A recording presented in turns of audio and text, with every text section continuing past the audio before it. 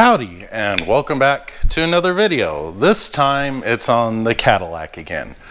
We've got some random assortment of things I need to do for maintenance and cosmetic. The TLDR is we're going to install a carbon fiber little lip spoiler. It looks like it's a tape-on type, so we'll see how that goes.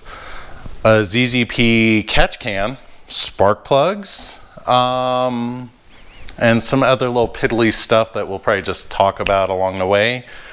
The goal is to do just some of these little cosmetic things and maintenance things just to kind of get the car where I want it to be and start enjoying it more and not worrying about it quite as much yet before I start looking at exhaust, suspension, things like that.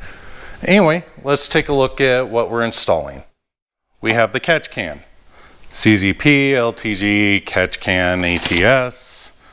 Here's a box with stuff in it, packaging slip.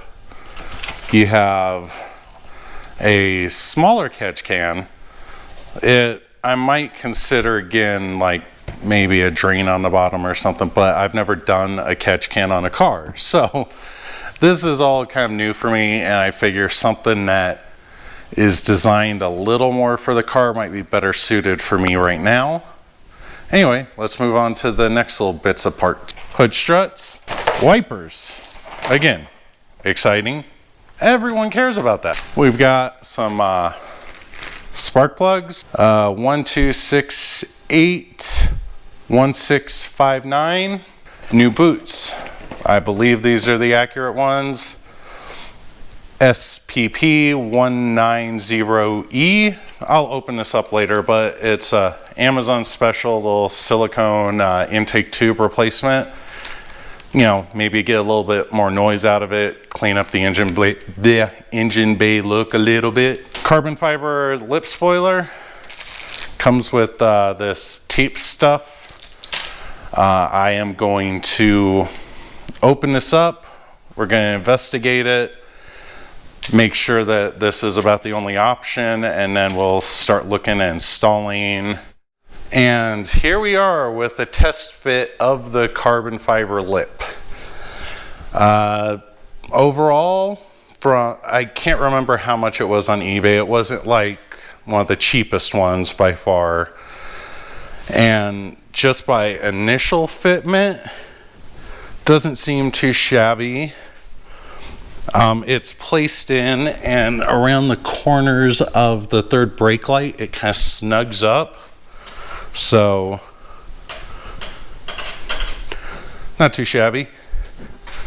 At certain angles, you can kind of see a little bit of waviness, or maybe the clear coat or epoxy, whatever, isn't as smooth as it could be.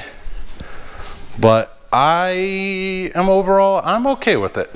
It's not perfect, but anytime you buy carbon fiber, fiberglass bits, you get what you pay for, and probably something that'd be perfect would cost more than this did. But this was still a few $100, so it wasn't cheap by any stretch. Anyway, that's just test fit on. It is not glued or anything. You can take a look under here.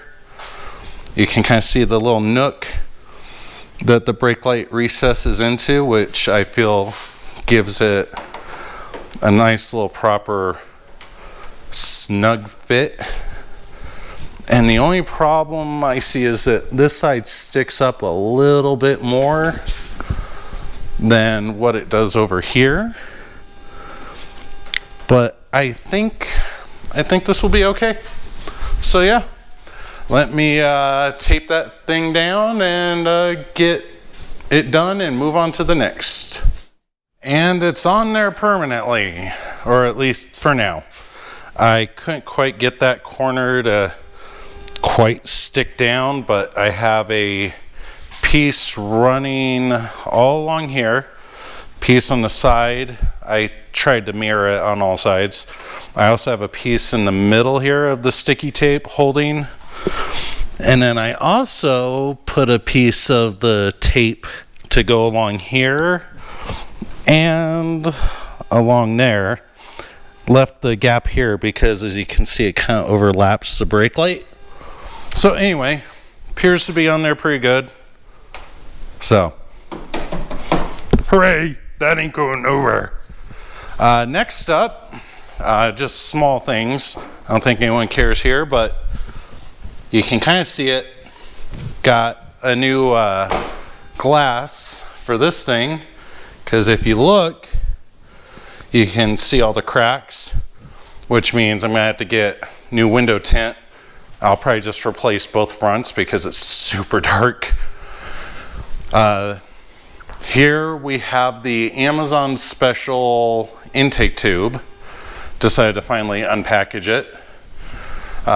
There's what a boot looks like, and the last thing that will also be installed in this video, it's all kind of out of order, little front cosmetic piece, lip, whatever you want to call it. After getting the spoiler, I kind of wish I had spent a little money and got maybe like carbon fiber or something, but whatever. I don't know what order I'm doing what here. I'm thinking I might be putting this lip on here next. So yeah, I think I'll start doing that now. Okay, so what we have here is the front lip assembled. Regrets, but it was cheap. I mean, like, you know, just like the rest of this car, it's gonna look good from like 10, 20 feet away. But I put it together. It's 2 screws per side. Also what I did was I put some 3M tape all along here, because it looks like this would kind of be held by screws that are there, but I don't have a whole lot of those parts, so I'm not quite sure how well. And you just got the main ones up here. So 6 up front. So that's put together. I removed the bolts down there, so I'm gonna go put it up and see how it looks. Be right back. And we are back. The lip is on. I like and dislike. I like the concept. I'm not really a fan of the 3-piece. Like, it's just not perfect, but it'll do. It'll be like the rest of the car, which is looks good from 10 feet away. But one thing I didn't like about this is the fact that there are holes in the front piece to secure up to the bottom of the bumper. There are no holes over here, but instead just opening of where the screws were and nothing holding it up. Now, I do have double-sided tape all the way around, but I ended up getting huge washers for the bolts that are there originally to help lift it up and maintain it. So yeah. Oh, old man movement. As you can see though, I still think it looks good. So I got no hate there. Not much else I can say on that front. We've got also the old glass out. So this took like an hour or less to get the old one out. I had to look up a video on this, so there are videos on removing the door panel, but the TLDR, you pop this up, there's 2 7mm bolts. You pop this thing out from here, 1 7mm bolt there, and you rip the damn thing out, which is pretty standard amongst most cars. The nuance here is it seems like on this door panel, the felt and rubber piece that presses against the window is clipped in to the door, like the metal of the door, but when you remove this, the clips don't end up letting go and it comes with it, which would make it a pain in the butt to keep it on the door panel and reinstall it. Easier way is that little rubber felt piece with the metal clips, put it back on the door.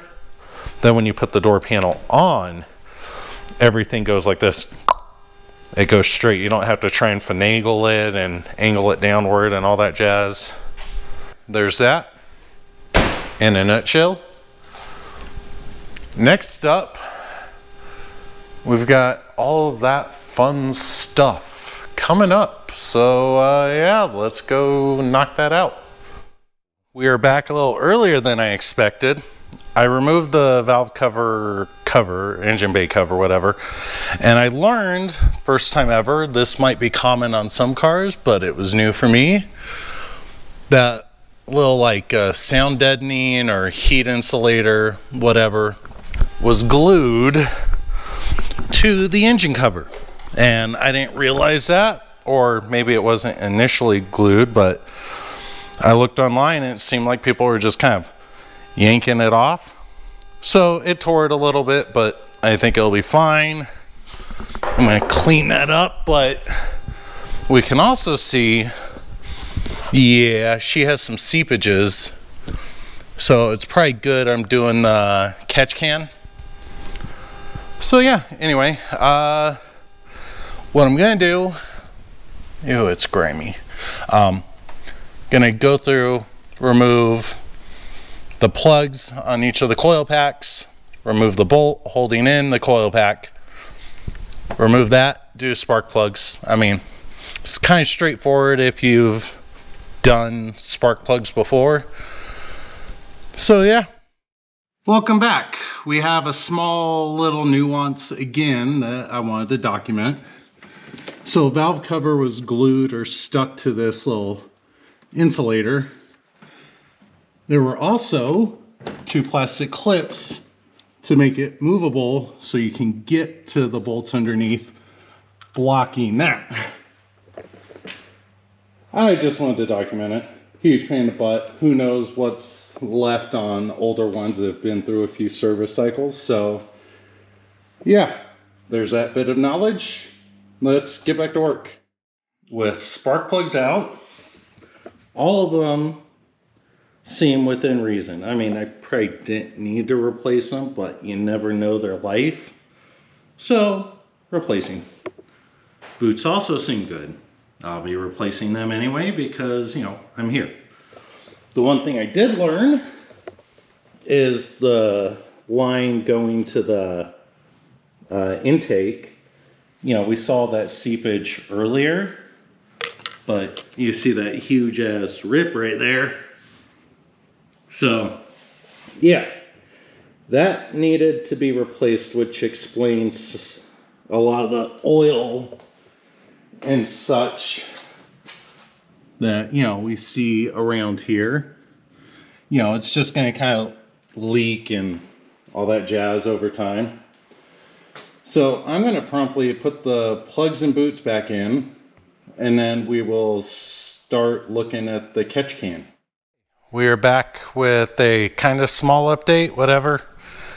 We got the tube on, coils, everything reinstalled.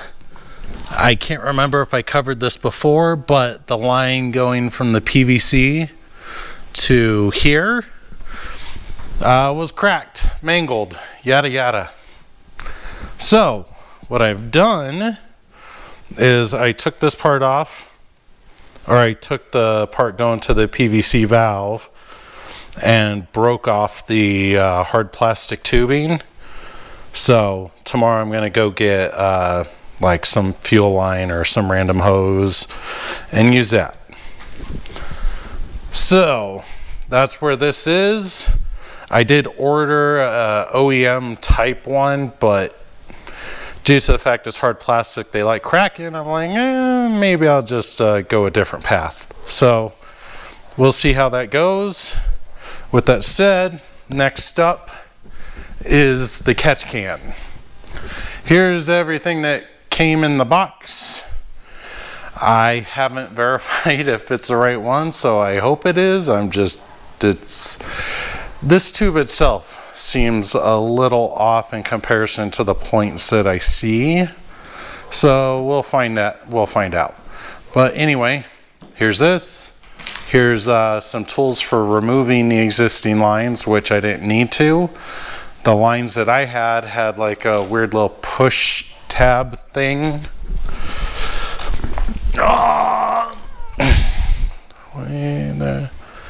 That little thing right there, I was able to push it, it came out. So yay, That's great. Here's the catch can. Here's some little tidbits. And apparently QR code for destructions. Nice little sticker. And more hose. So I'm gonna use the rest of my night and get that put in, and then we'll come back when everything else is put back together, I think, or something. Anyway, be back. Well, previous clip. Turns out I should learn to read the instructions before making assumptions on other things. So, ZZP oil catch can installed. Had to cut this hose. And yeah. Supposedly I can put the cover back on. We'll find that out. That's all bolted up.